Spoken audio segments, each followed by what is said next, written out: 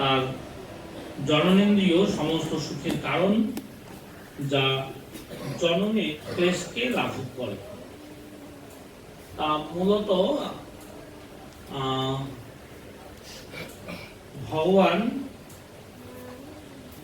ভগবানের সমস্ত অঙ্গের এই বিরাট রূপের ক্ষেত্রে বর্ণনা দেওয়া হচ্ছে, এবং ঠিক সেই ভগবানের অঙ্গের যে বর্ণনা আছে সেই বর্ণনা থেকে আসলে আমাদের জীবের মধ্যে যে প্রবৃত্তি, অঙ্গসমূহ কিভাবে তা আসলে এসেছে সেই বিষয়ে এখানে বর্ণনা করা হয়েছে।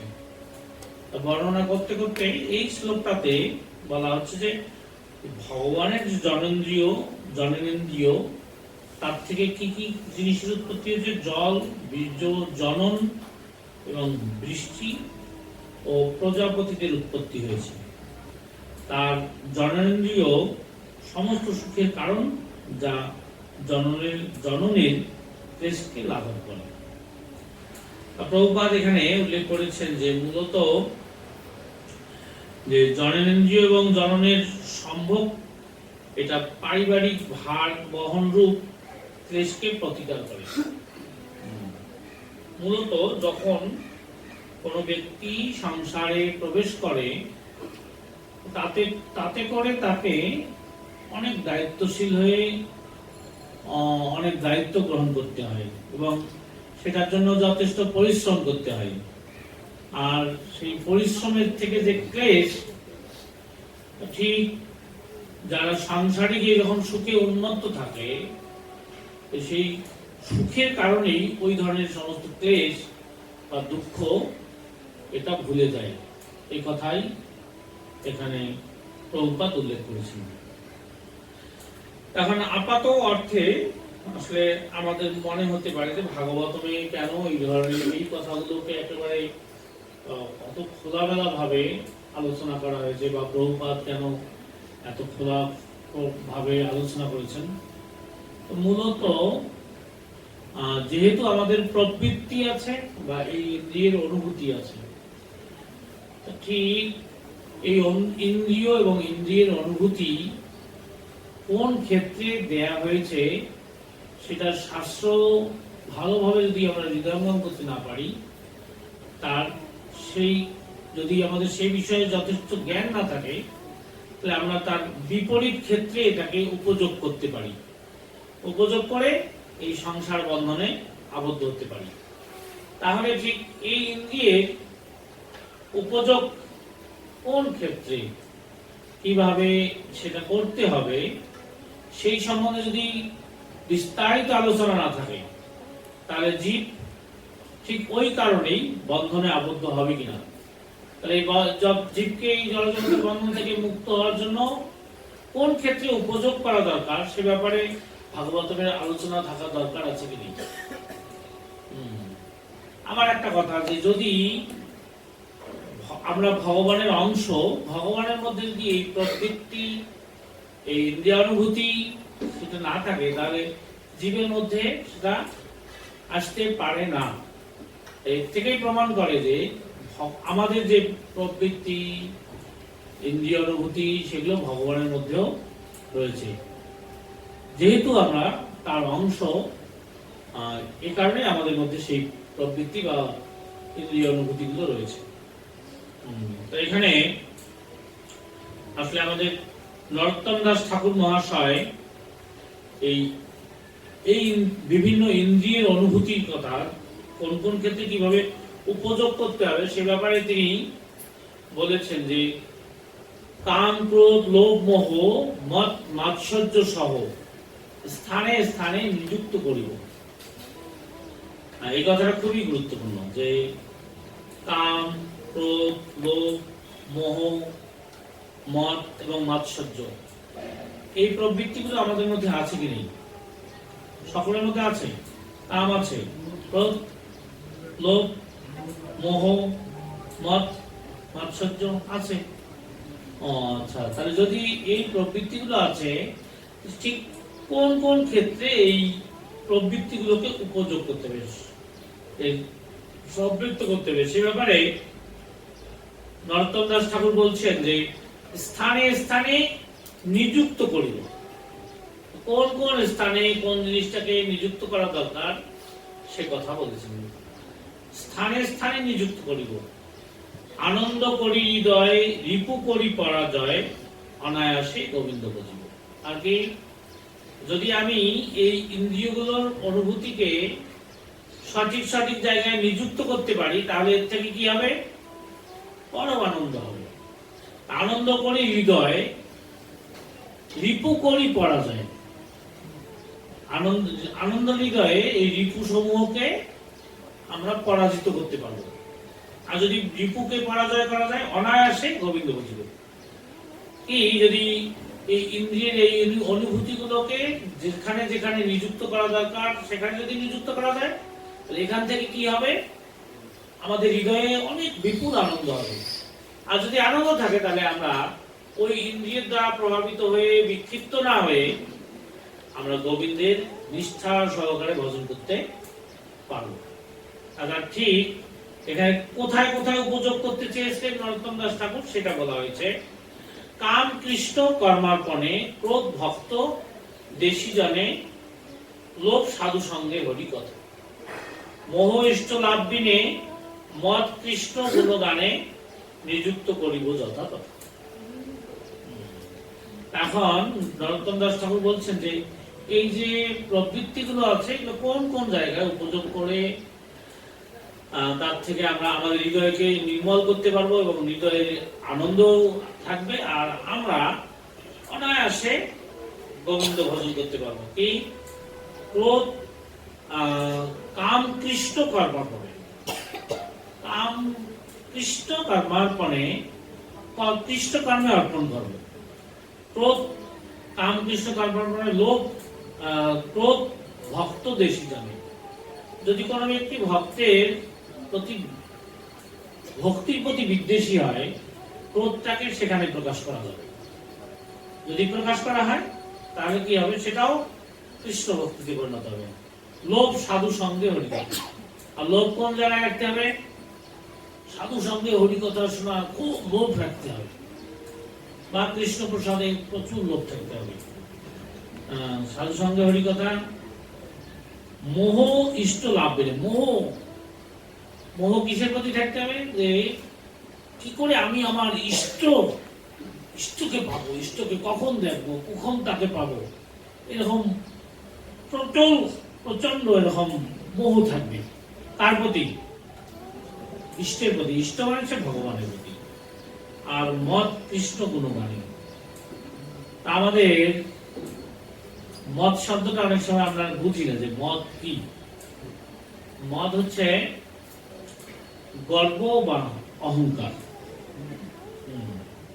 সেটা হচ্ছে যেমন ধনমত। যদি কারো ধন থাকে, তাহলে ধনের মত, মানে ধনমদে মত্ত থাকে। তো কারো যদি বিদ্যা থাকে, তাহলে সেই বিদ্যাটাকে বিদ্যা মদমত্ত করে, অহংকারী করে তোলে। তারপরে রূপমত, যদি কারো রূপ থাকে সেটা তাকে অহংকারী করে। তারপরে কোনো উচ্চ বংশে যদি জন্মগ্রহণ করে, তাহলে সেটাও তাকে অহংকারী করে তোলে। আর একটা হচ্ছে জনমত। জনমত মানে অনেক লোক আমার সমর্থক আছে, আমি একটা কথা বললে সবাই আমার কথায় কি প্রাণ দিতে রাজি, তখন এটাতেও আমাদেরকে কখনো কখনো অহংকারী করে তোলে। ঠিক এই সেক্ষেত্রে বলা হয়েছে যে মত কৃষ্ণ গুণগানে কি করতে হবে? যে আমরা ঠিক আমাদের এই অহংকার থাকা দরকার যে আমি সবসময় কৃষ্ণ গুণকীর্তনে নিমগ্ন থাকবো, এটা হলো আমার অহংকার। এরকম থাকা দরকার। আর নিযুক্ত করিব যথাযথ। ঠিক যে যে ইন্দ্রিয়ের অনুভূতিগুলো আছে, যে যে প্রবৃত্তিগুলো আছে, এক এক জায়গায় এক এক ভাবে নিযুক্ত করা হবে। যদি নিযুক্ত করা হয়, তাতে কি হবে? যে তাহলে আমরা আমাদের হৃদয়ের রিপু সমূহকে পরাজিত করতে পারব। আর যদি রিপু সমূহকে পরাজয় করা যায়, তাহলেই মানে আনন্দে সেই গোবিন্দ ভজন করা যাবে। আর যদি ভজন করা মানে সেটা না করা হয়, যদি নিযুক্ত করা না হয়, তাহলে কি হবে যে ঠিক কাম আমাকে একভাবে উন্মত্ত করবে, ক্রোধ একভাবে উন্মত্ত করবে, লোভ আর একভাবে উন্মত্ত করবে। উন্মত্ত করে কি করবে যে আমার হৃদয়কে কলুষিত করবে এবং আমার হৃদয়কে দূষিত করে আমার হৃদয় দুঃখ ভারাক্রান্ত করে তুলবে। আর তখন ওই চিন্তায় নিমগ্ন থেকে ভগবত ভজন থেকে আমরা দূরে সরে যাব।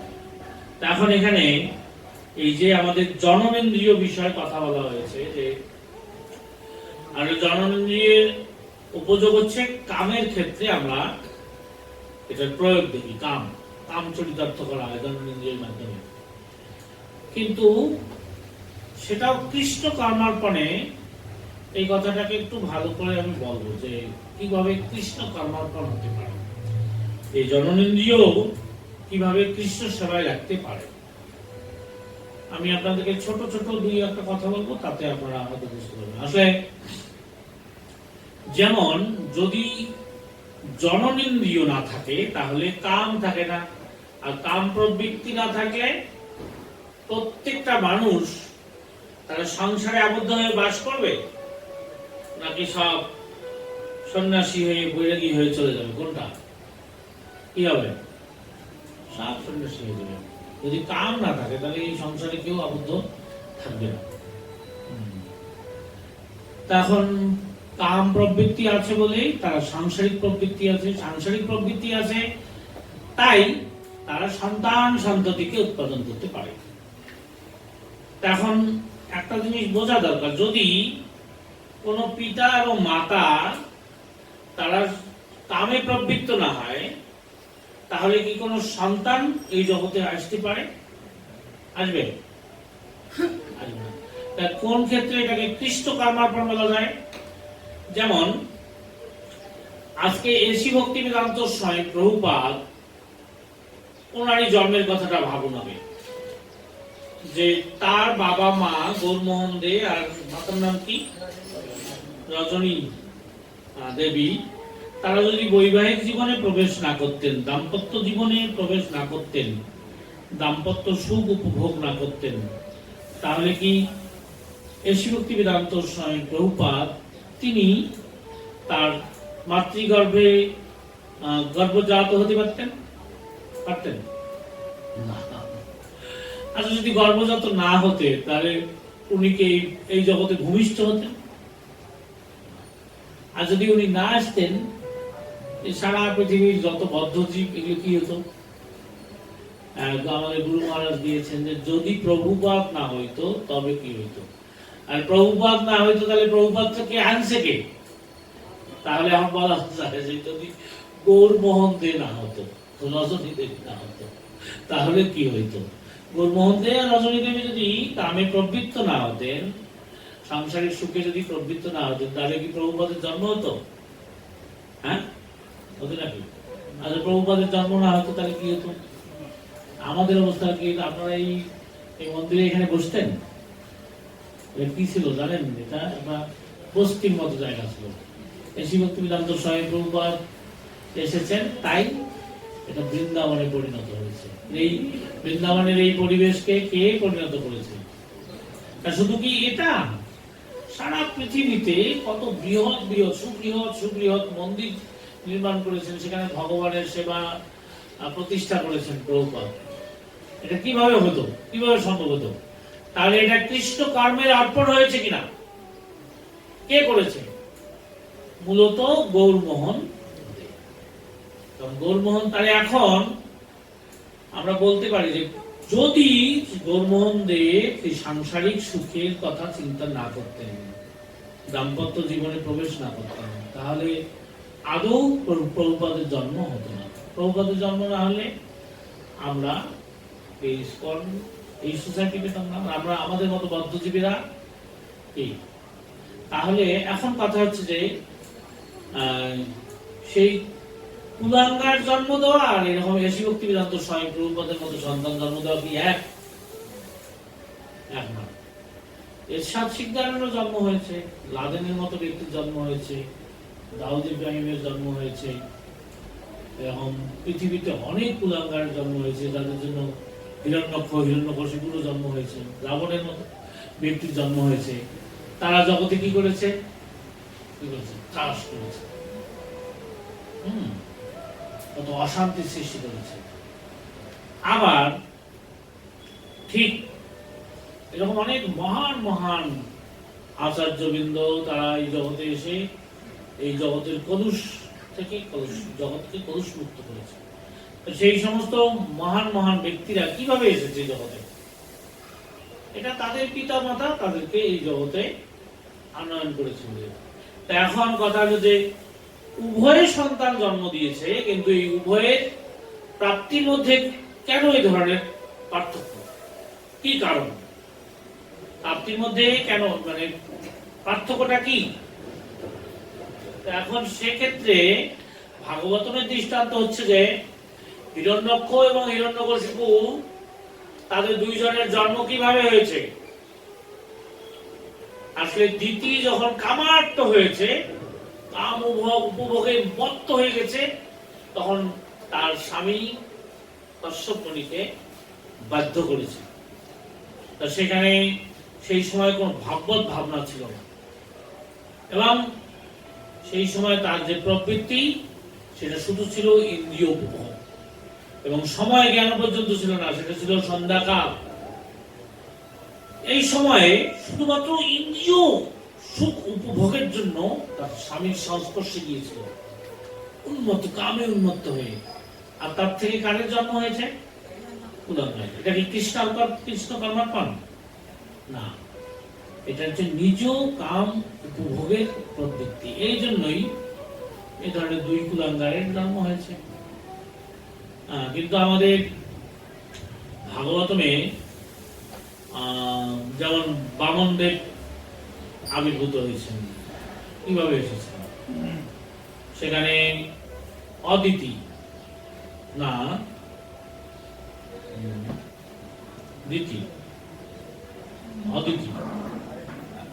অদিতি সে কি করেছে যে তার স্বামীর কাছে প্রার্থনা করেছেন, সে আবার ব্রত করেছেন, যজ্ঞ করেছেন, তার মাধ্যমে সন্তান আহ্বান করেছেন। আর স্বয়ং কে এসেছেন?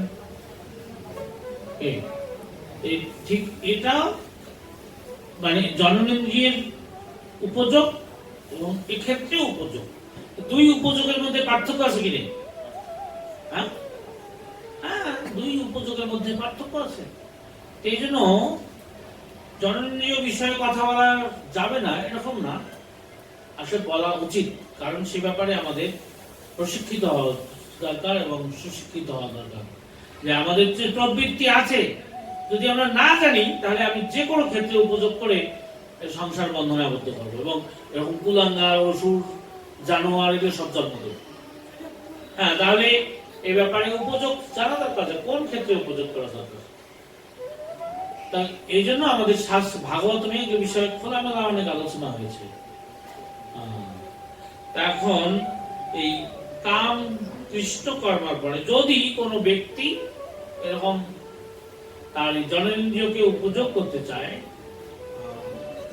সে কামে প্রবৃত্ত হতে চায়, তাহলে সেটা কোন ক্ষেত্রে হওয়া উচিত?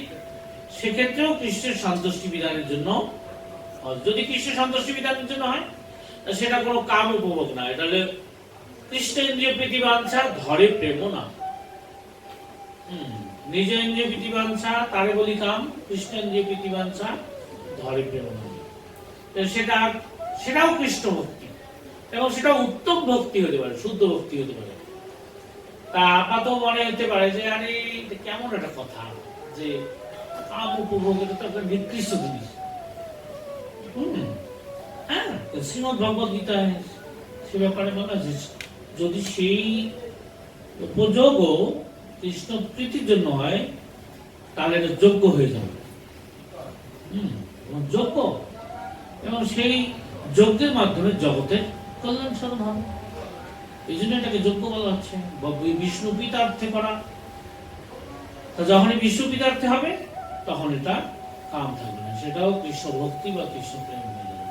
আপনারা কি বলতে পারেন যে আজকে আমাদের পরমারাধ্য গুরু মহারাজ জয়প্রকাশ স্বামী মহারাজ তার পিতা মাতা যে তাকে জন্ম দিয়েছে, আপনাদের কি মনে হয় যে এটা ওনারা কোনো অন্যায় কাজ করেছে? কি করেছে? অবশ্যই না। যদি উনি না আসতেন তা আমাদের মতো অধপতিত জীব কিভাবে উদ্ধার হতো বলে? তাহলে কত মহৎ কাজ করে গেছে তার বাবা মা, তার মতো একজন সন্তান এই জগতে আনয়ন করেছে, এরকম শুদ্ধ আত্মাকে তারা আনয়ন করেছে। এই জন্য গৃহস্থাশ্রমকে আমাদের শাস্ত্রে কোনো অবহেলা করার কথা বলা হয়নি। 4টা আশ্রমের মধ্যে কখনো কখনো বলা হয়েছে যে উত্তম আশ্রম,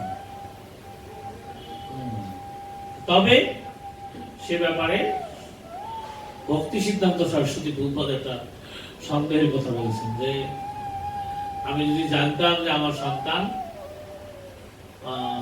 কৃষ্ণ ভক্ত হবে, তাহলে আমার শত সহস্র বিয়ে করতে কোনো আপত্তি নেই এবং শত সহস্র সন্তান উৎপাদন করতেও কোনো সমস্যা নেই। আমাদের চেতনা তো অত উন্নত না। ঠিক এই জন্য যদি চেতনা উন্নত থাকে তাহলে তারা তাদের কাম ইন্দ্রিয়কে মানে জননেন্দ্রিয়কে কামে প্রবৃত্ত করেও জগতে কল্যাণ সাধন করতে পারে। ঠিক এই যে প্রজাপতি সৃষ্টি করেছেন, মানে এই এখানে বলেছে যে বীর্য জল, বীর্য জনন, বৃষ্টি এবং প্রজাপতিদের উৎপন্ন করেছেন। প্রজাপতিদের উৎপন্ন করেছেন কেন? যে কত শত বদ্ধ জীব এই জড়জগতের মধ্যে ঘুরপাক খাচ্ছে। যদি কোনো পিতা তাকে মনুষ্য দেহ না দান করে, তাহলে কি হরিভজন করে এই জড়জগতের বন্ধন থেকে মুক্ত হতে পারবে? তাহলে আপাত অর্থে মনে হচ্ছে যে কাম, কিন্তু আরেক দিক থেকে হচ্ছে মহৎ কার্য, করুণা। কার প্রতি করুণা? জীবের প্রতি করুণা। কাম না করুণা, কোনটা? যদি তারা কোনো বদ্ধ জীব যে ঘুরে বেড়াচ্ছে জন্ম জন্মান্তরে চক্রাকারে ঘুরছে, সেই বদ্ধ জীবকে যদি মনুষ্য শরীর দান করে হরিভজনের জন্য উপযুক্ত তরুণী হিসেবে দান করে, তাহলে তারা এই ভবসমুদ্র পাড়ি দিয়ে ভগবত ধামে যেতে পারবে কিনা? তাহলে আপাত মনে হতে পারে কাম, কিন্তু আসলে যদি ঠিক মতো উপযোগ করে তাহলে সেটা করুণা হয়ে যাবে। করুণা তো আজকে প্রভুপাদের যে শরীর দান করেছেন, কে করুণা করে দান করেছেন? মাতা। তারা কি এই জগতে আসতে পারে? কত বড় করুণা করেছেন। এই জন্য আমাদেরকে বুঝতে হবে যে কেন ভাগবত এগুলো বিষয়ে এত ডিটেলস আলোচনা করেছে। আমরা যদি ঠিক ইন্দ্রিয়গুলোকে সঠিক সঠিক জায়গায় নিযুক্ত করতে পারি রামকৃষ্ণ কর্মার্পণে, তাহলে ক্রোধ ভক্ত দেশিজানে দেখেন, আচ্ছা হনুমান, অর্জুন এরা কি করেছে?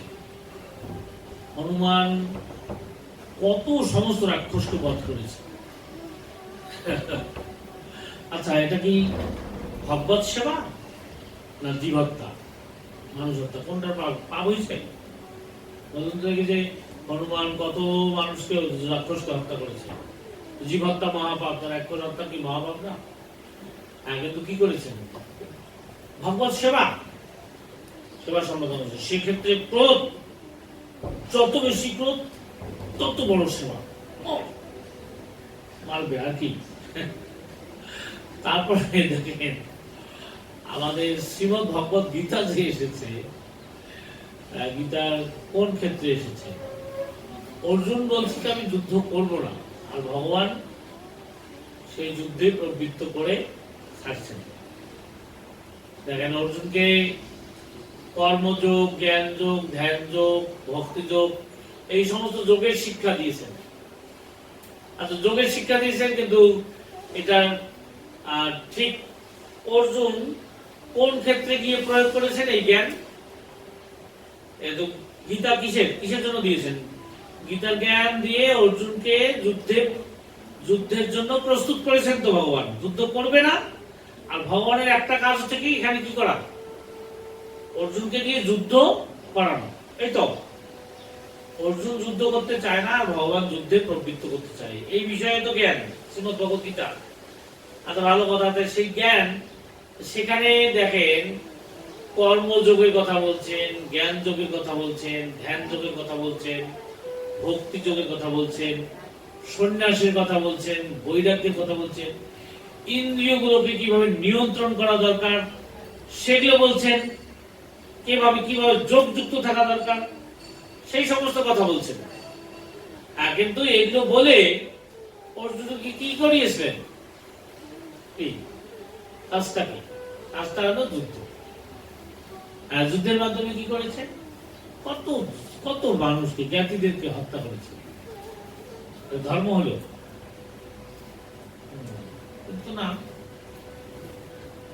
ভক্তদের শিখানো, যারা ভগবত ভক্তদের বা ভগবানের প্রতি বিদ্বেষ, সেই ক্ষেত্রে যদি ক্রোধের উপযোগ হয়, প্রয়োগ করা হয়, তাতে অর্জুনের পাপ হয়েছে নাকি?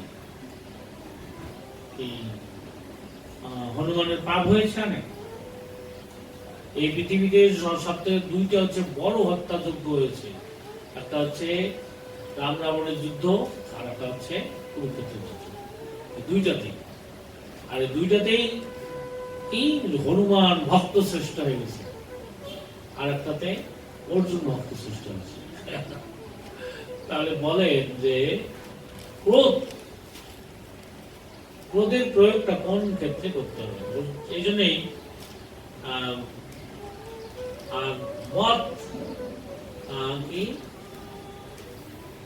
মোহ কাম দৃশ্য পার্বণে ক্রোধ ভক্তদের শিখানে, লোভ সাধু সঙ্গে হরিকথা। আর লোভ সাধু সঙ্গে হরিকথা, দেখেন কারো কাছে যদি মৃত্যুর সংবাদ আসে, এটা কি তার জন্য ভালো? যে তার আবার তক্ষক দংশনে মৃত্যু, পরীক্ষিত মহারাজের কাছে মৃত্যু আসবে 7 দিন আগে জেনে ফেলছেন পরীক্ষিত মহারাজ। আর উনি সেই সময় কত লোভাতুর হয়ে সাধু সঙ্গে বসে হরিকথা শুনছিলেন।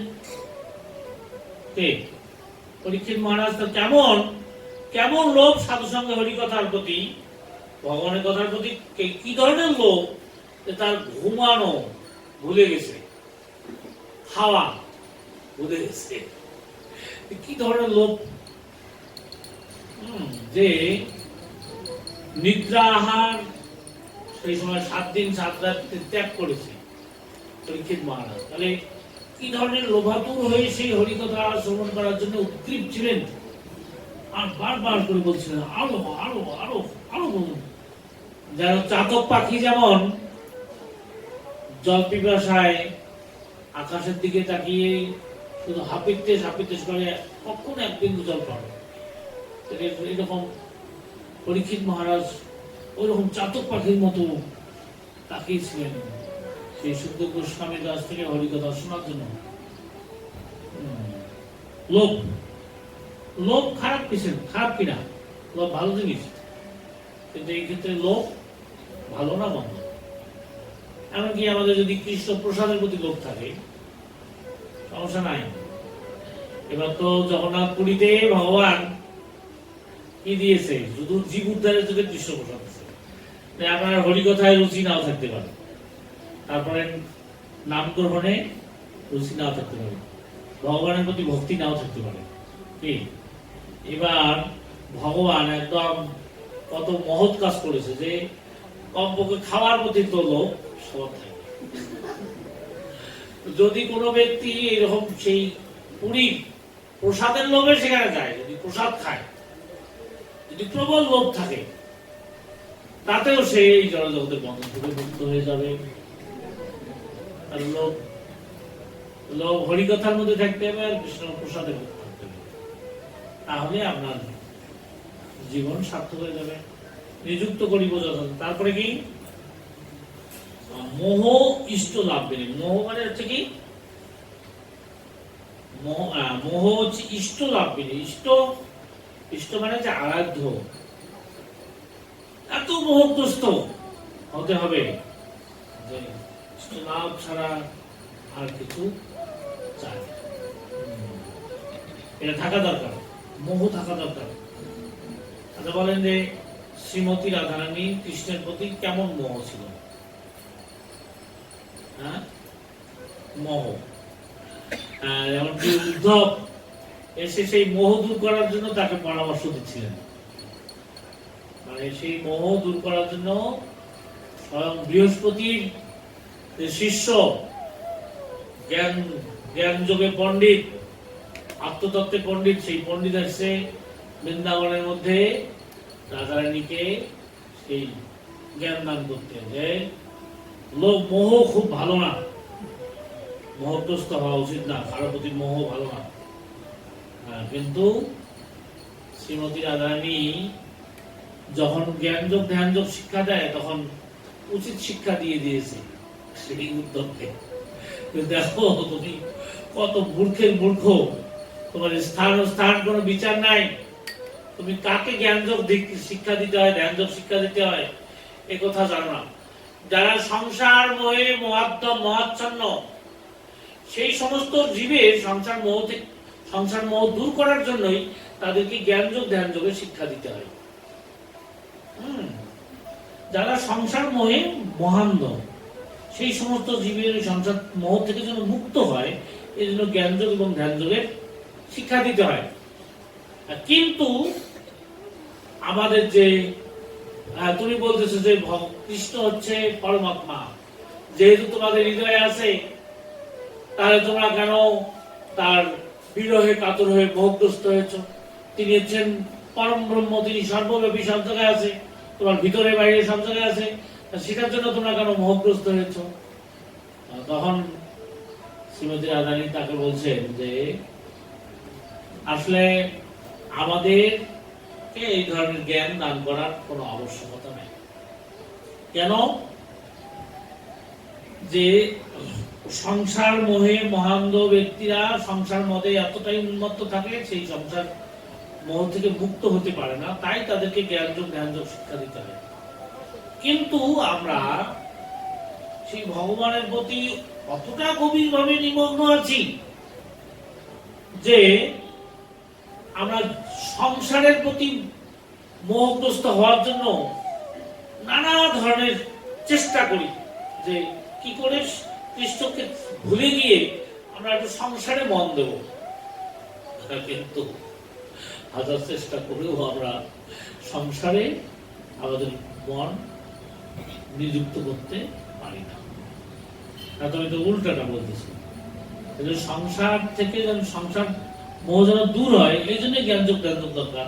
আর আমরা উল্টা যাতে আমাদের সাংসারিক আসক্তি জন্মায় এটার জন্য এত চেষ্টা করছি, কিন্তু কোনো ক্রমে আমাদের মন সেখান থেকে উঠিয়ে আনতে পারছি না। তাহলে কৃষ্ণের মধ্যে তার কেমন মোহগ্রস্ত হয়েছে?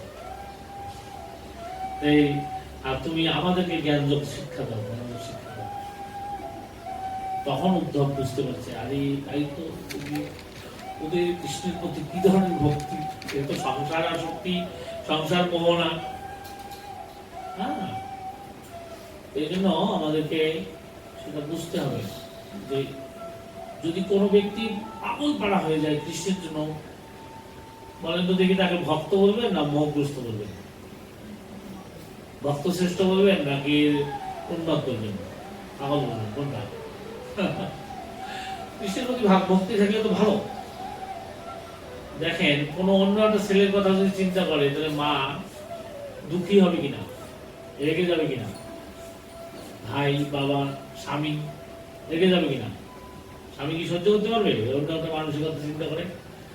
আর যদি কৃষ্ণের প্রতি আসক্ত হয় তাহলে স্বামী বাবা মা ভাই বোন সবাই তার প্রশংসা করে, দেখে আমার মেয়েটা, আমার স্ত্রী, আমার বোন। যদি মোহগ্রস্ত হয়ে যায়, কৃষ্ণের প্রতি যদি আসক্ত হয়ে যায়, তারা প্রশংসা করবে না নিন্দা করবে? বলেন কোনটা? স্বামী কি তার নিন্দা করবে স্ত্রীর? না অন্যের কাছে প্রশ্ন করবে, দেখেন আমার স্বামী স্ত্রী, ও সে কত কৃষ্ণের প্রতি তার ভক্তি, ও কি প্রীতি, সবসময় কৃষ্ণ চিন্তা করে, খারাপ। এরকম মোহগ্রস্ত হতে হবে কৃষ্ণের। আর কি মোহিষ্ট লাভিনে মত কৃষ্ণ গুণগানে একটা জিনিসকে বাদ দিয়েছে দত্তম দাস ঠাকুর, একটা জিনিসকে বাদ দিয়েছে, সেটা কি? বাৎসল্যটাকে বাদ দিয়েছে। বাৎসল্য কোনো কাজে লাগে না। যদিও সেটা অপ্রাকৃত জগতে, অপ্রাকৃত প্রেমের ক্ষেত্রে হতে পারে, কিন্তু আসলে আমাদের মতো বদ্ধজীবীর কাছে এটা কোনো উপযোগ করার মতো জায়গা নেই। কারণ আমাদের মাৎসর্য এত বেশি, আসলে আমরা পারবো না এরকম অপ্রাকৃত ওই ভাবে স্থিত হতে। এখানে মদ গুণগান, কৃষ্ণ গুণগানের এই পর্যন্ত বলেছেন, মাৎসর্য এটাকে সম্পূর্ণরূপে বাদ দিতে হবে। মাৎসর্য কোথা থেকে উৎপত্তি হয়? মাৎসর্য হচ্ছে নিজের সব, এমনকি রঘুনাথ দাস গোস্বামী পাদ বলেছেন, কাম, ক্রোধ, লোভ, এই তিনটা আমরা সাধারণত জানি যে এই তিনটা হচ্ছে জীবের বড় শত্রু, এবং এটা হচ্ছে নরকে যাওয়ার প্রশস্ত দ্বার। কাম, ক্রোধ, লোভ, তিনটা। কিন্তু রঘুনাথ দাস গোস্বামী পাদ বলছেন যে এই তিনটা জিনিসকে জয় করা খুবই সহজ, কিন্তু কোনটাকে জয় করা খুব কঠিন? মদ আর মাৎসর্যকে জয় করা খুব কঠিন। তো মদ না হয় গুণকীর্তনে নিযুক্ত করলো, তাহলে ওখান থেকে জয় করলো।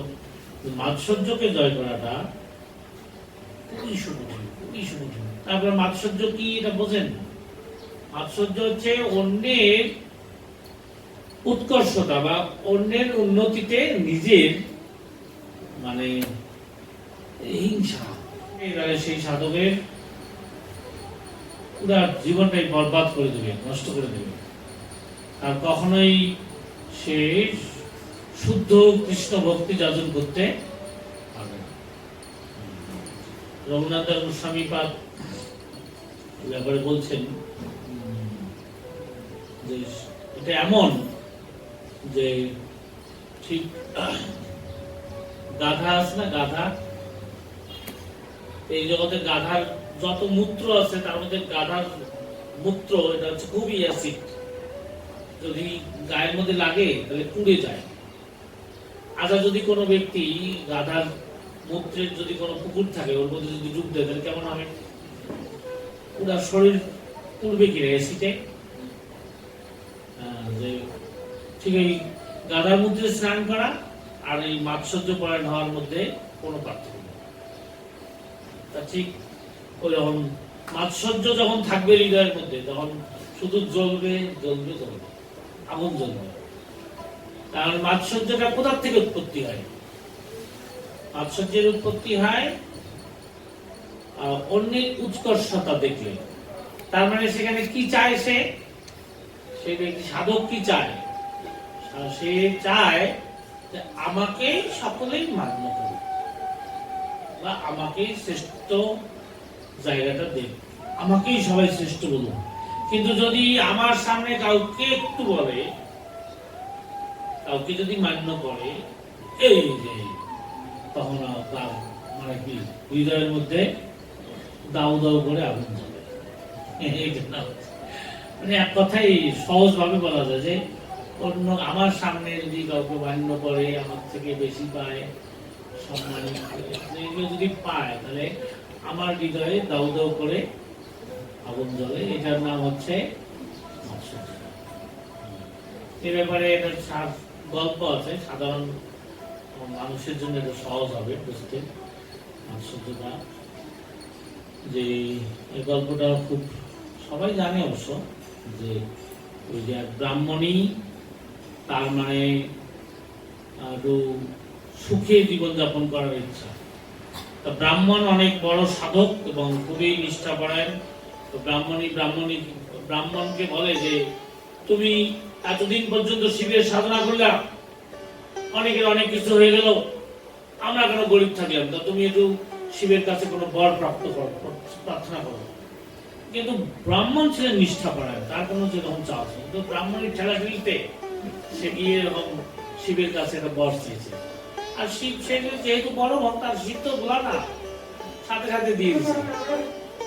সে কি দিয়েছে, যে একটা মুদ্রা দিয়েছে, তুমি এটা নিয়ে গিয়ে একটা ঘটের মধ্যে রেখে দিবা, আর সোমবারের দিন এই পূর্ণ ঘট জল ভর্তি থাকবে, ওই ঘটের মধ্যে হাত দিয়ে ওই মুদ্রাটা নিয়ে সেই মুদ্রার কাছে যা চাপা আবার পূজা করে তাই পাবে। কিন্তু একটা সমস্যা আছে কি, যে তোমরা নিজেরা যা পাবে, যে চাইবে সে যা পাবে, আর পাড়া প্রতিবেশী তার থেকে দ্বিগুণ হয়ে যাবে। এই তো ব্রাহ্মণ তো এনে ব্রাহ্মণীকে দিয়ে দিছে, আর ব্রাহ্মণী শুনে তো খুব খুশি। সোমবারের দিন শিব পূজা দিয়ে পূর্ণ ঘাটের জল থেকে এটা উঠে যদি চাওয়া যায়, তার সাথে সাথে পাওয়া যাবে। প্রথম ব্রাহ্মণী প্রথম দিনে তার কি দরকার বলেন তো দেখি? ওই মহিলা কোন দামি শাড়ি পরতে পারবে, মানুষের শাড়ি দেখলেই কষ্ট হয়, প্রথম একটা শাড়ি চাইছে। ঠিক শাড়ি, আচ্ছা বলেন শাড়ি পেলো, এটা যদি ঘরের মধ্যে তালা দিয়ে রাখা যায় তাহলে মজা বেশি, আর যদি পরে পরে যদি ঘরের মধ্যে বসে থাকে তাতে আর বেশি মজা নাকি? না কি করবেন বলেন তো দেখি? শাড়ি দামি থাকলে হবে না, দামি শাড়ি পরলেও হবে না, কি করতে হবে বলেন?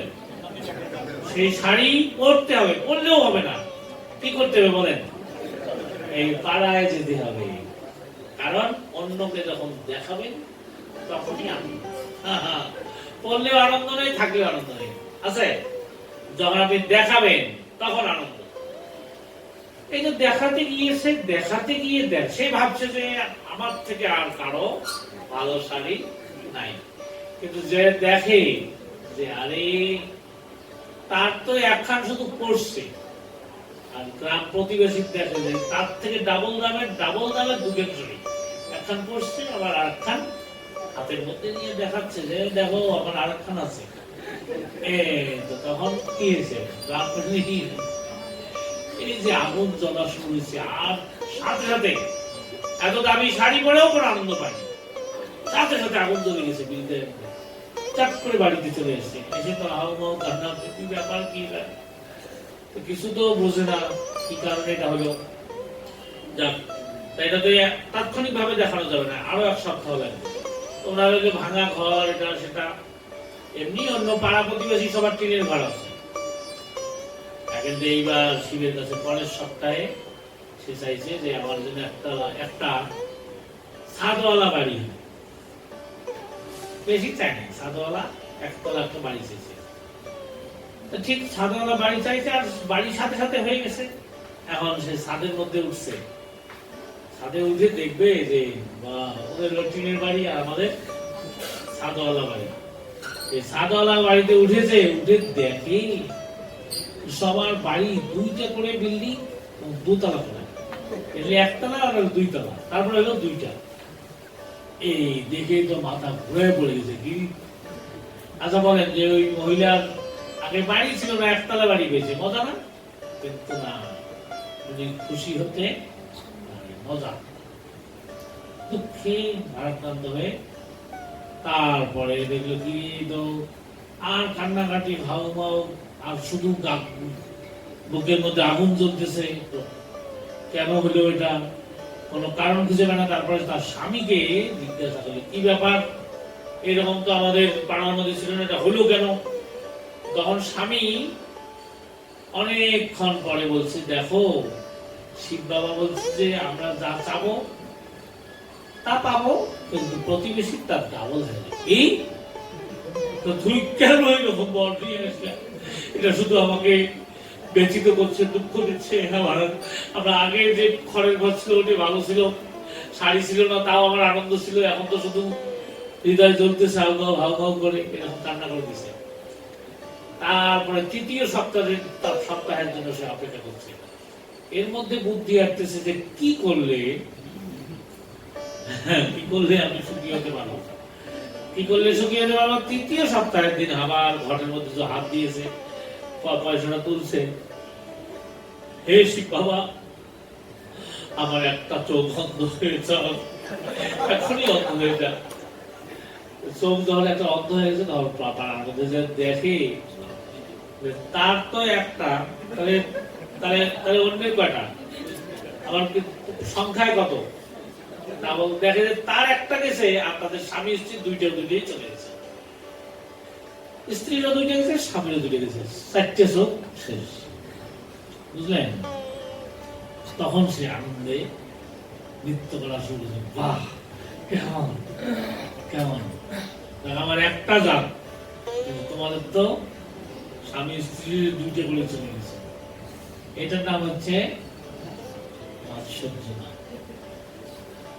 বলেন তো তার কি হলো, তার কি হলো বলেন, তার কি হয়েছে বলেন? তার একটা চোখ কানা হয়েছে, তাতেও সে বুঝলেন? অন্যের যদি ক্ষতি সাধন করতে পরে আনন্দ লাগে, আর যদি ওনার ভালো কিছু দেখে আবার কষ্ট লাগে, অন্যের ভালো কিছুতে যদি কষ্ট লাগে আর অন্যের যদি খারাপ কিছুতে আনন্দ লাগে, পর দুঃখে সুখী আর পরের সুখে দুঃখী, তাকে বলা হয় মাৎসর্য। এটার উপযোগ সম্বন্ধে এখানে এটা বলছে যে এটা হৃদয়ের থেকেই সম্পূর্ণরূপে উৎপাদিত করতে হবে। যদি উৎপাদিত করতে পারি তাহলেই আমাদের পরিবর্তন হবে এবং আমরা আনন্দে নিযুক্ত হতে পারি।